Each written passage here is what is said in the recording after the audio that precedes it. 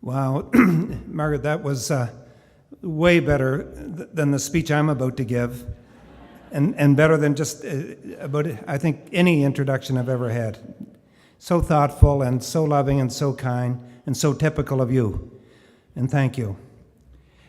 Premier Campbell, Premier Giz, and our honored guest, and so many distinguished Islanders and people from far and away. It's just absolutely wonderful to be spending time with you this evening. In fact, I've been here all day on the island. I had another event at noon. I've almost got enough time in to be a senator for Prince Edward Island. Another day or two, perhaps. Anyway, I always enjoy spending time here. We're neighbors. We look out the window of our house in Callbeck on Prince Edward Island, and we just love being here and being with you. And I want to thank Premier Giz for being here tonight, and all of his members and cabinet ministers who are here, etc., and all of the other dignitaries who are here to support an absolutely magnificent Canadian, as we're going to be doing. And again, Margaret, thank you for just a warm and generous introduction. I confess to being very human, and I sometimes let the nice things that people say to me go to my head, as we all do. But fortunately, I'm married, and just before I came down tonight, I asked Julie what she thought I should say, and she said, well, don't be overly witty or intelligent or funny, just be yourself. So I'll take that advice. And if that weren't enough, and we all get used to this with the passage of time, but I got a jolt of reality this summer. I was golfing at a course in Moncton, and the young lady who was driving the concession cart stopped and wanted to say hello. And I said hello, and she said, I said, what do you do? And she said, I'm in law school. And I said, well, that's terrific, good for you. And she said, look, I can't tell you how touched I am to meet with you. I studied you in school. And I said, really? What was that, last year in law school? She said, no, when I was in grade 4. So, you know how far we've come. Now, we're fortunate to have a number of public officials here with us this evening, and I want to thank each and every one of them for their service. Public life is hard. I think it's harder now than it ever was. We have just more difficult issues and a much more intrusive social media, making it more difficult to manage the issues. And I just want to thank you for your service. The problems are challenging, and there's often bitter criticism. I'm reminded of the words of the Irish, which I think are just as true here. Here comes my leader, pass me a rock, because it is a tough life. But it's important work, and I think that's what people have to bear in mind, that this is tough work that somebody has to do, and we're blessed that so many good people put their hand up and do the work. Now, Catherine Callbeck, speaking of service, lived the word service in public service. I cannot think of anybody that I have met in public life that I admire more than Catherine Callbeck. She's always been a trailblazer, always courageous, always honest, always loyal, and always passionate. And as I said in that speech when I was 30 years younger, she always did the right thing whenever the choice presented itself to her, no matter what the personal cost. And I found that extraordinarily endearing.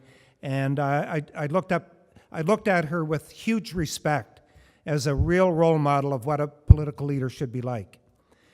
Premier Callbeck, if I may call you that, because I always think of you as that.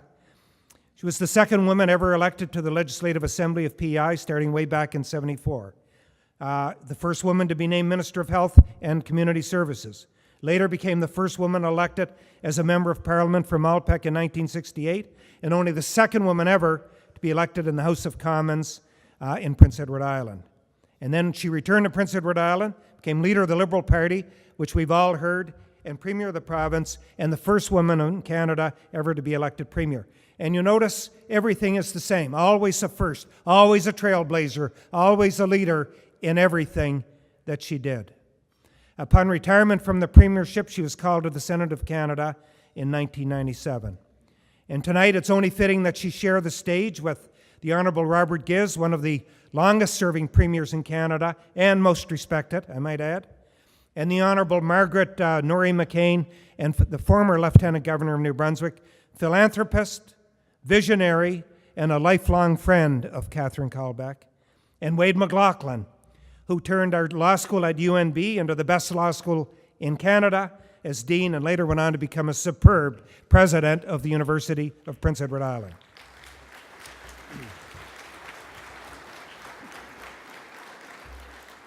Now, aside from being terrific public servants and great Canadians, all are sponsors and champions of Chances Family Centres. And it's this cause that we're honoring tonight.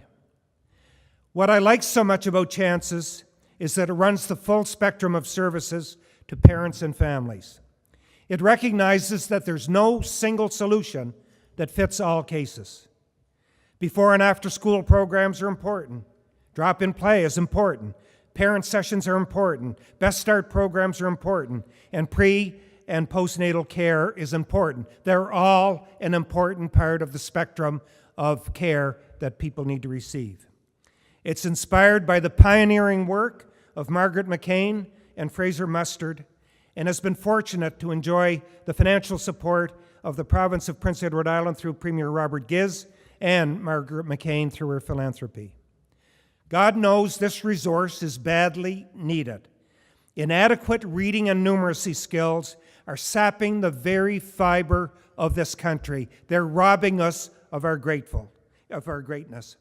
It's shameful that a country of our affluence, a country of the affluence of Canada, easily one of the most affluent countries of the world, is so mediocre when it comes to these foundational skills, these skills that are essential building blocks for all other learning.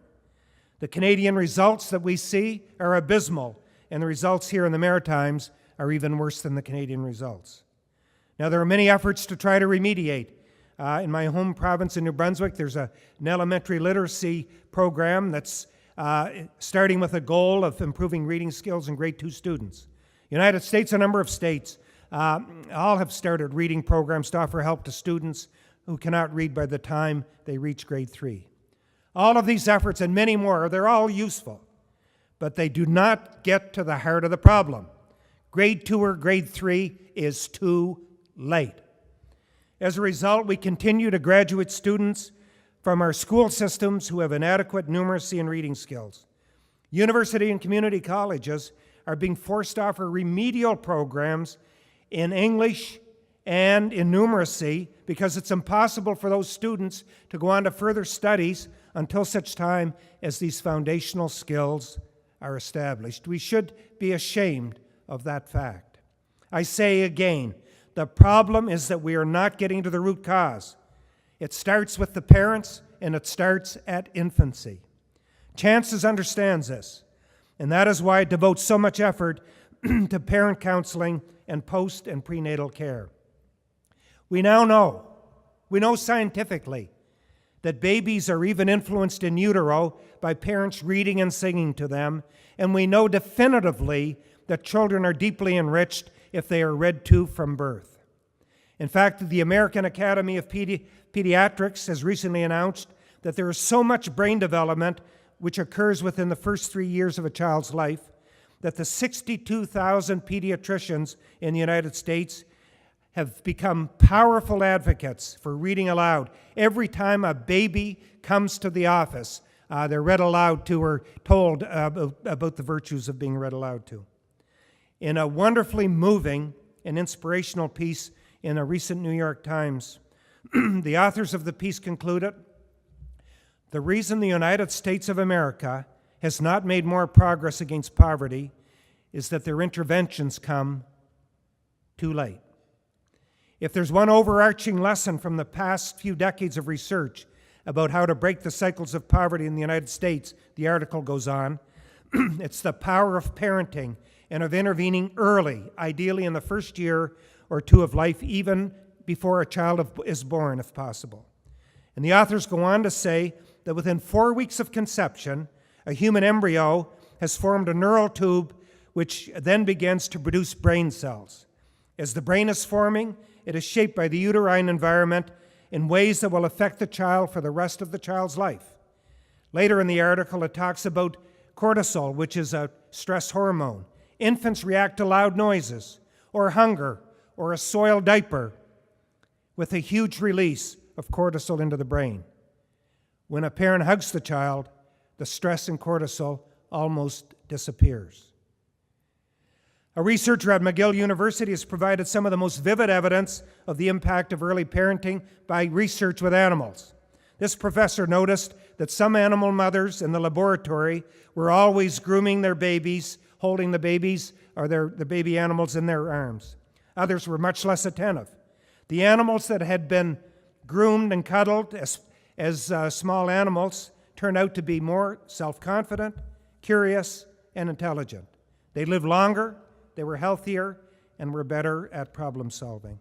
So, all of the research points in the same direction, that we have to start early, really early. We have to start with the parents and then continue offering care through the entire spectrum of needs that a child or their parents will have in those early years of their life. And if we do that, we will provide the foundational skills that will allow them to excel at school, graduate from school, go on to choose whatever other course they wish to pursue, but having the foundational skills to be successful. And that is what it's going to take in this world of competition from all across the world, from countries whose shores are far from ours. That is what it's going to take to win in order for us to be able to compete and enjoy our quality of life. Now, as always, income inequality plays a huge role. Richer families read daily to children at twice the rate of poorer families. And again, this is why chances is so important. Everyone in the room knows that the world of tomorrow is going to require more knowledge. We know this instinctively. We know it factually, and yet we don't seem to be able to do much about it. We cannot win a race to the bottom and enjoy our lifestyle. If we simply decide to compete on a commodity basis with the rest of the world, we will never be able to sustain the lifestyle that we enjoy now. Numeracy and literacy are essential foundational skills to maintaining our quality of life. We know this, but we just seem paralyzed to do anything about it. I've thought a lot about why we, all of us collectively, have been so unsuccessful in solving this intractable problem. And it's my view that in a world of group interest, that this is a voiceless community. Interest groups, we all know, the premiers here would know, love to raise placards demanding bigger raises or money for their cause. Constituents love bricks and mortar, and politicians love to make bricks and mortar announcements. We love to cut ribbons. But nobody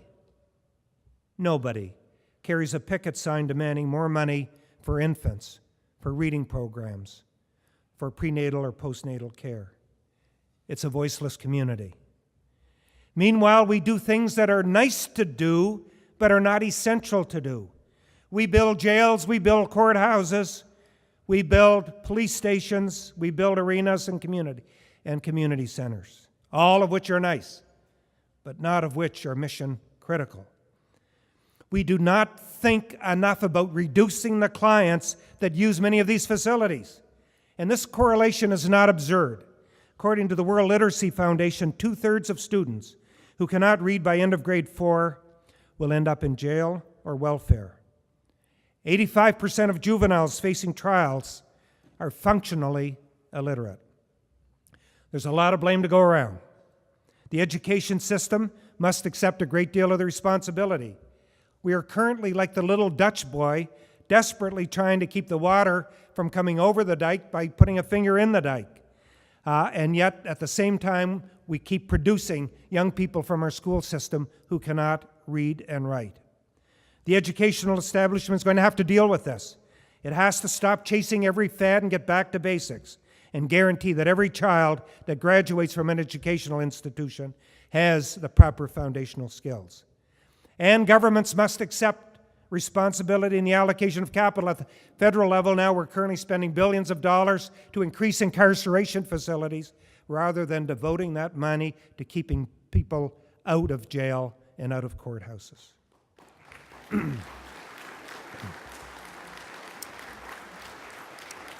So we all collectively have this responsibility to decide whether it's better to build a new jail or to keep people out of jail. We must demand better results from the education system as a population.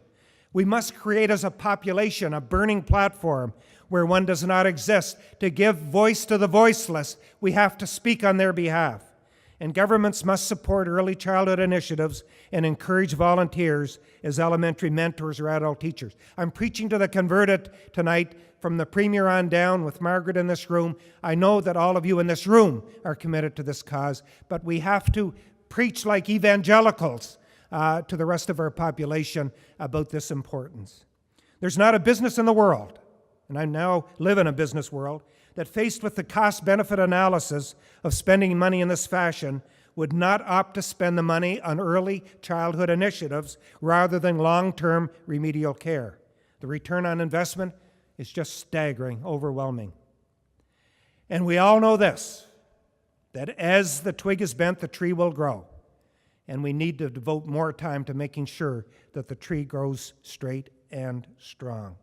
It's time, quite frankly, to put our money where our mouth is. So let me conclude by saying this. All of us have a collective responsibility. All of us in this room, we're parents or grandparents or brothers and sisters or friends, as the case might be, we have to do our part as well. It's a raw fact, almost an indisputable fact, that we're being badly beaten by many countries around the world in educational attainment, many of those from Asian countries. And you know, they're not beating us at the classroom desk, but they're beating us at the kitchen table. That's where we have to join battle. We have to take responsibility ourselves for the education and the betterment of our children. We need to take collective responsibility for ensuring that our children and grandchildren have the foundational skills to embark on their life journey. Every child deserves a chance, and that's what Chances is all about. Thank you.